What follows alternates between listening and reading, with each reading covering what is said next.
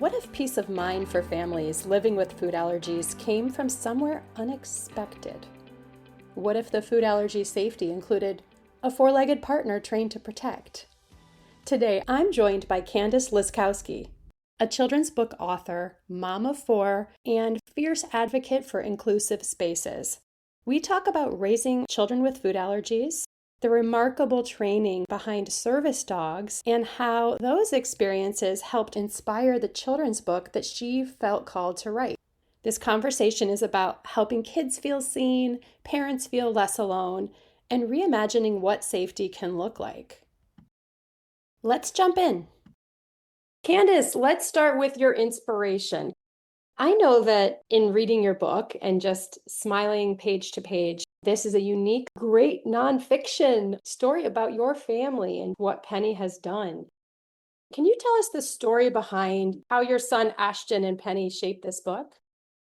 Yes, I absolutely love when I'm asked this question. And honestly, it started long before Penny came home. Once we made the decision to pursue a service dog, it was really exciting to see the positive impact even just the idea of Penny had on Ashton.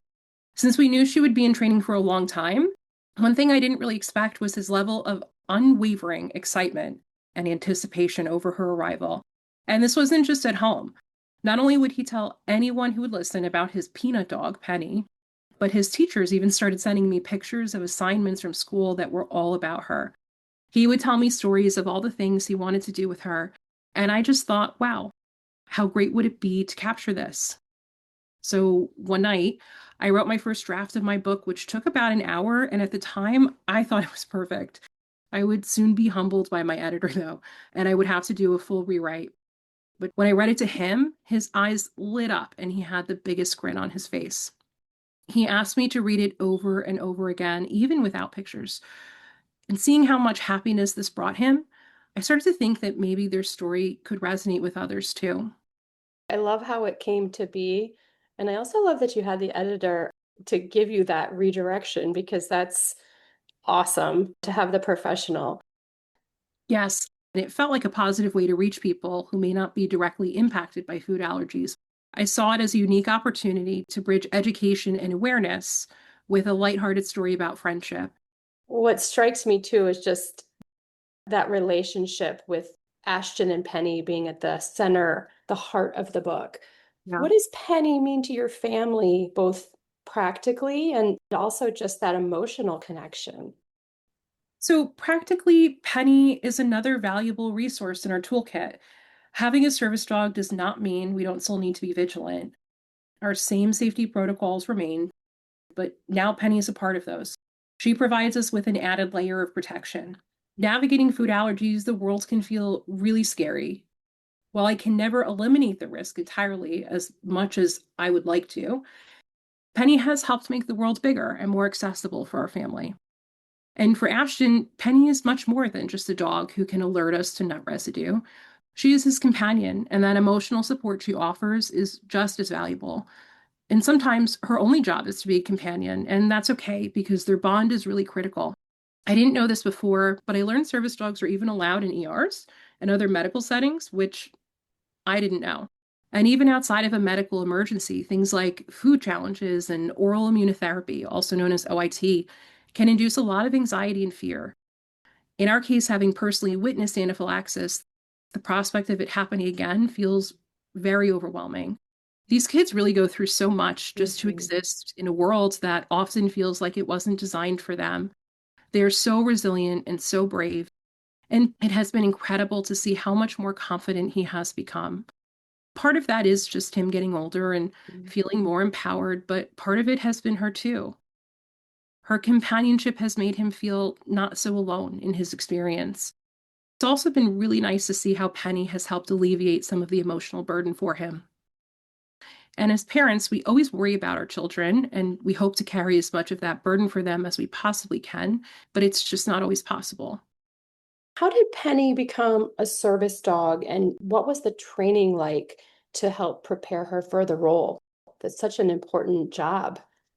I always tell people that Penny is literally the canine equivalent to a Navy SEAL, and I'm not even kidding. Oh. She was in training for over a year with a woman who both breeds and trains legatos, which is Penny's breed. Her trainer has been working with odor detection dogs for decades, and through my research, every path led me back to her. I knew this was someone I wanted to work with from our first interaction because of her directness, her knowledge, transparency, and also her compassion. She told me we would be committing to a long-term relationship, and she was not kidding. We still talk to her very regularly. I never really had any expectations for gender or color, but just simply wanted the puppy who was the best for the job. And once Penny was recruited, I believe they started just by exposing her to our allergens when she was very, very, very young. As she got older, her scent work training continued, but also obedience was incorporated. Service dogs need to possess certain characteristics and have certain temperaments, and this is true for all service dogs. They need to be able to be in public spaces. We like to say that they need to have manners. So, for example, she has to be okay around other people, around other dogs, on long car rides, and the list just goes on and on and on and on. She can't be afraid of things like fireworks or thunderstorms or anything that would inhibit her from performing her task that she was trained to do. It was intimidating to know that at any point she could be washed, which is another word for being taken out of the training program if she couldn't meet those requirements. And while this does happen, in our case, Penny passed with flying colors. And even once she came home, it never really stopped. We had to take over training, and that expectation was set right from the beginning. We had to commit to this long term. Luckily, our trainer is available to us at all times should we encounter questions or issues. She, in fact, welcomes it. Since we weren't experienced dog trainers, although we may soon be one with some time, it's so valuable to have that ongoing support. It's important that she never loses her skills. And living in a nut-free home, it's not something she naturally comes across. Sometimes we have to get creative and manufacture settings outside of our home to test her skills in a safe and controlled way. That sounds like quite a commitment too. I mean, just the amount of time and energy, the costs as well. Many listeners may not realize that service dogs are even an option to be trained for food allergies. I know that we have a certified therapy dog. My dog and I went through a 6-month training program, but we are not keeping people safe. We're providing comfort and joy. Can you explain just the difference? Sure, and until long ago, to be honest, I didn't know either. But if you think about it, dogs are trained in scent work for so many other purposes, so it makes sense how they could be valuable within the food allergy community. Once I learned about service dogs trained to detect trace amounts of peanut proteins, which is one of Ashton's food allergies, this really piqued my interest and I started a deep dive into scent work and reading about others' experiences. I'm by no means an expert, but my understanding is that with scent work, regardless of the scent, it's essentially trained in the same way. And there is nuance to training. What I didn't realize going into this was how complex scent work actually is. And depending on the trainer, everyone has their own method. When you consider how much more sensitive dogs' noses are than ours, it does make sense. Something like volume or weight or competing odors can change the way something smells. Peanuts, for example, are so much more than just the peanut. Penny is trained on whole peanuts, peanut shells, peanut dust, roasted peanuts, salted peanuts, and then all the types of common peanut pairings. Even the peanut itself is composed of different proteins. If something is cooked to a certain temperature or in a certain way, that can alter the scent. A good example of a competing odor would be combos like peanut butter and jelly, or peanut butter and chocolate, common things that we encounter in life. So many things can impact how something smells to a dog, and we don't want Penny to miss the odor. Penny's trained to detect several different kinds of nuts. So just imagine how extensive her training had to be. And knowing that Ashton had a contact allergy, our trainer was very cautious and put so much time and care into developing a training plan that would prepare Penny to join our family. So, for others that might be listening and considering a service dog, what advice would you share with them based on your experience? That's another really great question. I would say go into it extremely open-minded and leave literally all of your expectations at the door. It's a very long and expensive process, and it may not be a fit for every family depending on what your needs and expectations are. And this isn't to dissuade anyone from looking into it, actually, quite the opposite. The most important thing is to do your research. It's important to know that it's not a very well regulated industry, and many people will claim to be service dog trainers who just are not. They prey on families like ours who are desperate for a safety net. And unfortunately, until there's a cure, we will never be able to guarantee anything is safe.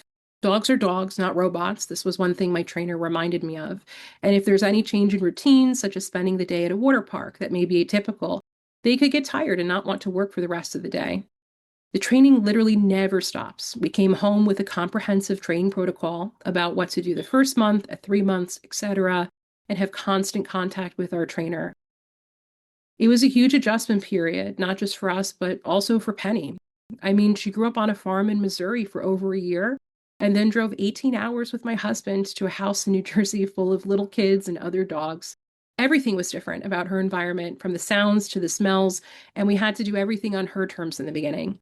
I can say that she has adjusted quite well to family life, but in those early days, we couldn't rely on her skills, and instead we had to focus on her transition and her training. And my husband worked with her every single day. While these dogs have high success rates, it's never 100%. I mean, not many things in life are, and dogs are fallible, just like humans. They can make mistakes, which is why we always use all of our tools and stay vigilant. Knowing how much work has gone into training Penny and the expense, do you just feel this veil of protection overall that you're thinking there's no way that we wouldn't do this if we had it over again to choose? I do. It was not an easy path. We had to get very creative in terms of funding, in terms of planning. Honestly, I would do it all over again. She has added such value to our lives and to our family. I hope more people look into this as a resource and see if it's something that they want to pursue for themselves. Candace, what does it cost? It depends on a variety of factors. So it does depend on the trainer, it depends on the breeder. I know a lot of trainers that I spoke to would get rescues, which obviously are a lot less expensive. In our case, we handpicked the breed and worked backwards from there. Since Ashton is so young, I wanted a dog that was sized appropriately. I wanted a working breed. Because the dogs have to have a certain temperament, I decided to go a purebred route. We do have two rescues, but for this animal, for this service, we wanted to be able to guarantee more of what the temperament and characteristics would look like, which is how we landed on a legato, which is also not a common breed in this country. So, you just keep stacking up the expenses, and it can get very expensive. It could be anywhere from $15,000 to $25,000. Gotcha. While that commitment is a lot of times more than some families can take on, it just sounds like that added security, depending on the severity of the allergy, is that risk reward that your family really has to weigh. Exactly. And I will say that there are organizations out there that do give out grants for service dogs, but for the most part, these are service dogs for other childhood disabilities, such as vision impairments or epilepsy. And again, this is another reason why I want to raise the issue as to why service dogs can be so beneficial to our community and necessary to our community to open up those resources. This sounds like an opportunity to really find more avenues for accessible support with service dogs. Thank you for sharing that. This is so interesting. In the book, as you bring education about food allergies and also keep the story fun and light because it's for kids, how do you strike that balance as an author? I have to admit that at first I didn't. I mentioned earlier having to do a rewrite, and this is pretty much why. So, picture books, like any genre, have a certain structure, and then you have to also consider what is marketable for your genre, and mine is picture books. So, for example, in today's market, I learned that shorter picture books are more marketable, with around 500 words being the sweet spot. I started with about 750, so I had a lot of work to do. What makes this story engaging to me is the relationship between the little boy and his service dog, which naturally meant they had to be the focus. And in the beginning, I had it reversed. I focused too much on explaining the facts and not enough on the actual storytelling. I always wanted this to first and foremost be a fun story about friendship, and I did struggle to find that balance. Knowing this was something I seriously wanted to pursue, I made the choice to hire an experienced children's book editor, and it was probably one of the best choices I made during this process. I went into it very open minded, wanting to learn. And so for me, it was invaluable and a great experience. Things like style, pacing, rereadability, story structure, and illustrative potential, these are things as a novice that I just had never considered. There are so many educational materials out there. And while it was important for me to reinforce these points, I wanted to do it in an organic way. By keeping the focus of the story on the little boy and his dog, I hoped to keep it fun and light while naturally demonstrating the burdens of navigating the world with food allergies. Something as simple as a day in the park requires so much planning and forethought that I'm just not sure everyone realizes. That is the truth. I mean, just being spontaneous in life is such a luxury that It so is. many people take for granted, and you realize how thoughtful you have to be about every future encounter and anticipating what could happen. What impact do you hope this book will have on the public? I really hope this book allows children with food allergies to see themselves in children's literature, where, in my opinion, the food allergy community has been grossly underrepresented. So, being this pervasive, you would think there would be more representation and awareness, yet I continue to see so much misinformation out there. I've seen a big push in recent years for disabled representation. Having an invisible illness, people don't seem to always comprehend the severity, how consuming it is, or how it impacts every aspect of our lives. And this can be really isolating.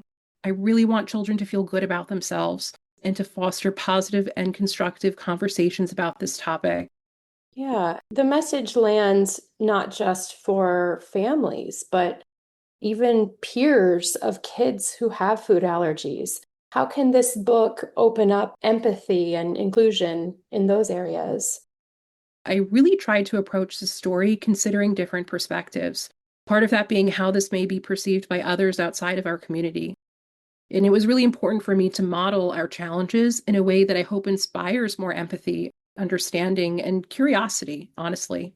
My hope is that by showcasing this in an easy and non threatening way, people will be more receptive to the education piece that I sprinkled throughout.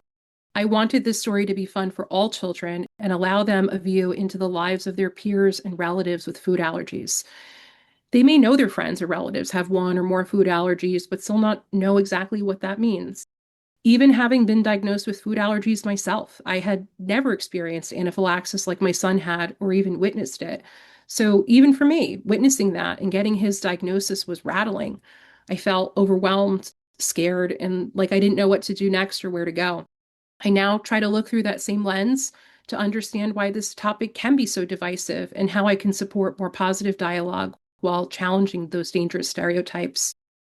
It seems like in the news, when you see people making jokes about food allergies, it's so maddening and it presents this opportunity to really educate people.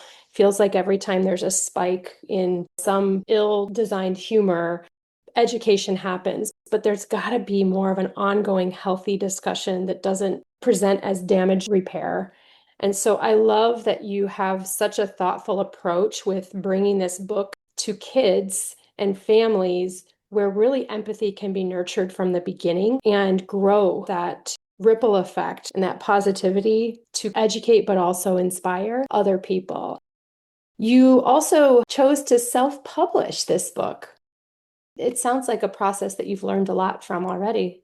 I have, and I have to say, getting published is really, really hard. I did a lot of research going into this, including researching agents that I felt would be a good fit for my genre and my subject matter. So, my first path was to take the traditional publishing route. I did have a feeling that most people would not see the market appeal for a book about food allergies, but I continued anyway, so I could try. Most, if not all, reputable publishers won't accept an unsolicited script, meaning without representation by a literary agent, you will not go far with traditional publishing. By the time I was done, I had a short list of about 65 agents that I queried, which essentially means I pitched my book to them. And literally all 65 were rejected. About half responded, which was nice, and the other half I never heard from, which is normal.